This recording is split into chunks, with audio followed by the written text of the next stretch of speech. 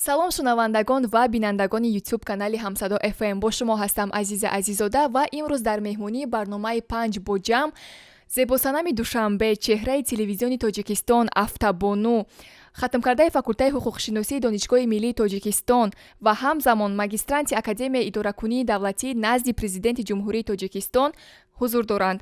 Шояд шумо ҳозир фикр мекунед, ки ман якчанд нафарро муаррифӣ кардам, вале ин ҳама як ҷавондухтари зебо ва муваффақ, ин ҳам бошад дар синни 22 солагӣ Мадина Назарова мебошад. Мадина бону, рӯз бахайр бошад. Таби шумо чӣ гуна аст?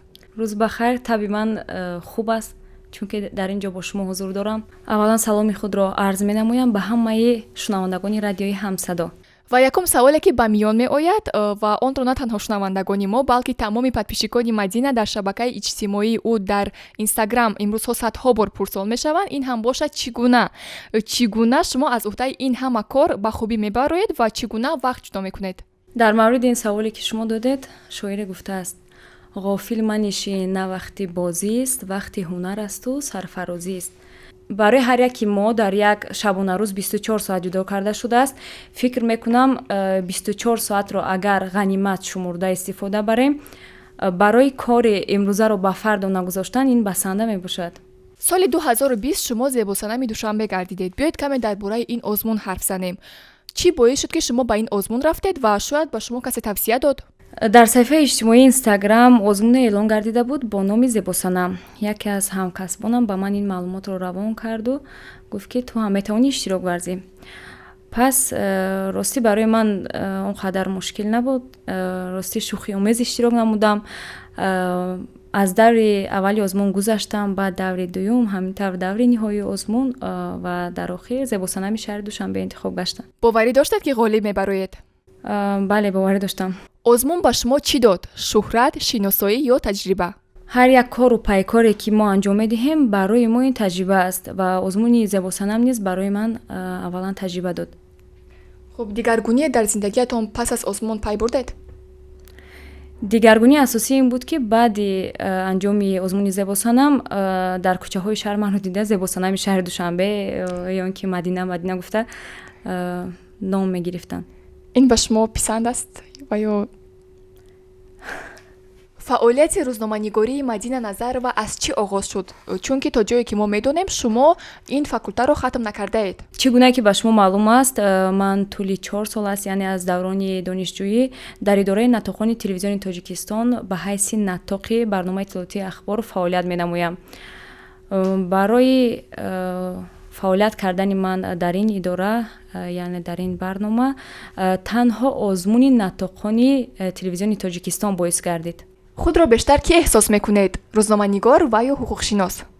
ман худро шахси ҳаматарафа меҳисобам. беҳтарин. шавқи шумо нисбати шеъру ғазал кай пайдо шуд? аз даврони ки дар мактаби миёна мехондам. метавонед худи ҳозир як ғазали дӯстдоштаи худро баҳри мо қироат намоед?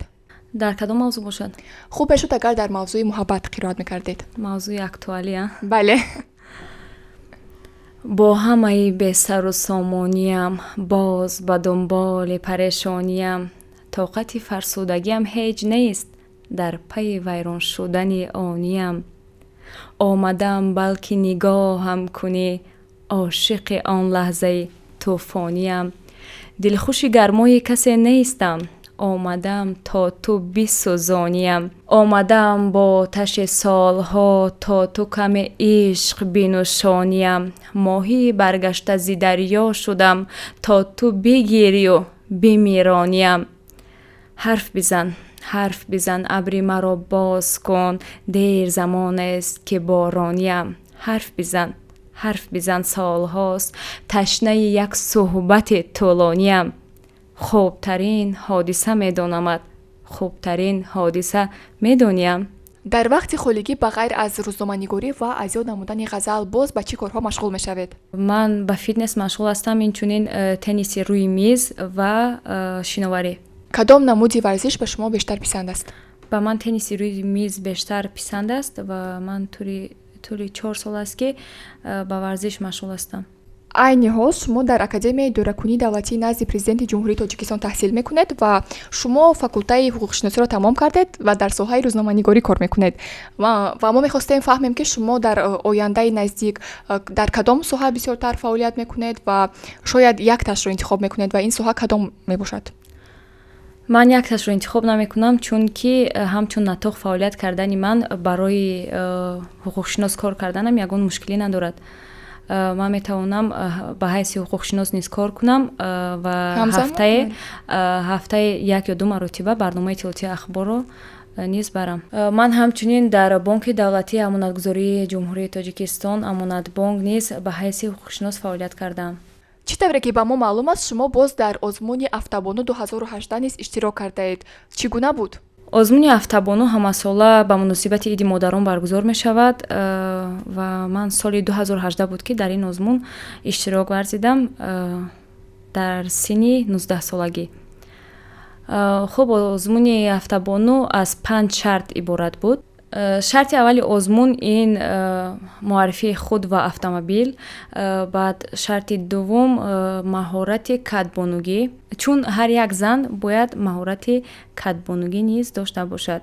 шарти сеюми озмун ин ёрии аввали тиббӣ, баъд супоридани тест драйв, баъд рондани автомобил дар дохили автодром.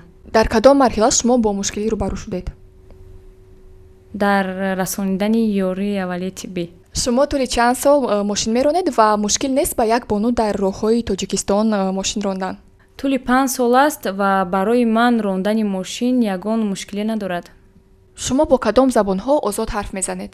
тибқи конститутсияи ҷумҳурии тоҷикистон забони давлатӣ ин забони модарии мо мебошад ва забони русӣ ҳамчун забони муоширати байни миллатҳо амал мекунад ва ман ба забони русӣ озодона ҳарф мезанам, ҳамчунин забони англисӣ ва забони англисии худро сайқал дода истодаам ва дар оянда мехоҳам дигар забонҳоро низ омӯзам. аллакай бо арабиро хонда метавонам ва дар оянда мехоҳам тарҷумаашро низ омӯзам. шумо ки дар ҷумҳурии тоҷикистон ба дунё омадаед, боз ба кадом давлатҳои дунё сафар кардаед? дар асл ман дар ҷумҳурии тоҷикистон ба дунё наомадам, аммо шаҳрванди ҷумҳурии тоҷикистон ҳастам. ватани ман ҷумҳурии тоҷикистон аст.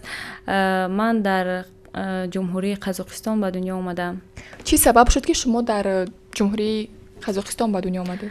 падари ман соҳибкор аст ва ӯ бештар ба давлатҳои хориҷа сафар мекунад ва ҳамон солҳое ки ман дар қазоқистон ба дунё омадам, модарам бо падарам дар он ҷо зиндагӣ мекарданд. боз ба кадом давлатҳо шумо сафар кардаед? ба ҷумҳурии ӯзбекистон, амурати муттаҳидаи араб ва инчунин федератсияи Россия сафар кардам. ба шумо ба худатон писанд аст ба ҳар давлатҳо сафар кардан? бениҳоят нақшаҳои зиёд дорам оиди сафар намудан ба давлатҳои хориҷа. кадоме аз он давлатҳое ки ба он ҷо шумо сафар кардед ба шумо бештар писанд омад? ба ман ватани азизи худам бештар писанд аст, аммо аз давлатҳои хориҷа гирем амурати муттаҳидаи араб ба ман бештар писанд омада. яъне шумо мехостед ки ба он ҷо боз дубора равед? бале, мехоҳам. сафарҳои корӣ доштед? бале, доштам. дар соли 2019 аз ҷониби ҷумҳурии тоҷикистон ба ҷумҳурии қазоқистон сафарбар карда шуда будам барои иштирок намудан дар форуми байналмилалии ҷавонони аъзои иттиҳоди давлатҳои мустақил. оё шумо 10 сол пеш боварӣ доштед ки ба ин зинаҳо мерасед? фикр мекунам агар ҳар як инсон барои худ мақсаде гузораду ва барои он талош варзад, ба ҳамаи зинаҳои зиндагӣ мерасад. айни ҳол бошад, мо як бахши ҷолиб дорем ки дар он ба шумо саволҳои кӯтоҳ пешкаш мешавад ва шумо ҳақ доред ки ҳа ё не ҷавоб диҳед. рафтем. ба садама дучор шудаед? Не. ҳангоми пахши мустақим хандаатон гирифтааст? Не. кормандони бозрасии давлатии автомобилии шуморо доштаанд? бале. дар пахши мустақим суханҳоятонро фаромӯш кардаед? бале. дар ҳамом суруд мехонед? бале. мактубҳои ошиқӣ бисёр мефиристанд? бале. ягон бор дуздӣ кардаед? не. аз боғи ҳамсоя себ ё ғура дуздидаед? бале. дар назди бисёриҳо ва ё саҳна афтидаед? не. шуморо ягон кас задааст? не. шумо гуфтед ки ягон бор дуздӣ накардаед, вале себ ва ғура аз боғи ҳамсоя дуздидаед. инро чӣ хел фаҳмем? дуздӣ намешавад. хуб, акнун шумо гуфтед ки шуморо кормандони бозрасии давлатии автомобилӣ доштанд ва ба мо хеле ҷолиб аст ки дар кадом ҳолат ин рух дод? танҳо дар ҳолати санҷиш маро боздоштанд тамом. ба ҷавонони имрӯза чӣ тавсия медиҳед? ман суханони худро мехоҳам танҳо бо ду мисра анҷом бахшам. чугул дар вақти пирӣ мекаши хамёзаи ҳасрат, макун эй ғунча сарфи хоб шабҳои ҷавониро. ин буд барномаи 5 боҷам. Бо шумо будам Азиза Азизода ва дар меҳмонии мо қарор доштанд Мадина Назарова. Хайр. барномаи мазкур бо кӯмаки мардуми амрико ки аз тариқи оҷонсии иёлоти муттаҳидаи амрико оид ба рушди байналмилалӣ расонида мешавад ва дар чаҳорчӯбаи лоиҳаи Media Camp ки аз ҷониби Интерnews бо дастгирии молиявии USAID амалӣ мегардад омода шудааст. Радиои Ҳамсадо барои муҳтавои ин нашрия масъул буда, шарт нест ки он мавқеи USAID ё ҳукумати иёлоти муттаҳидаи амрико ё Интернewsро инъикос намояд.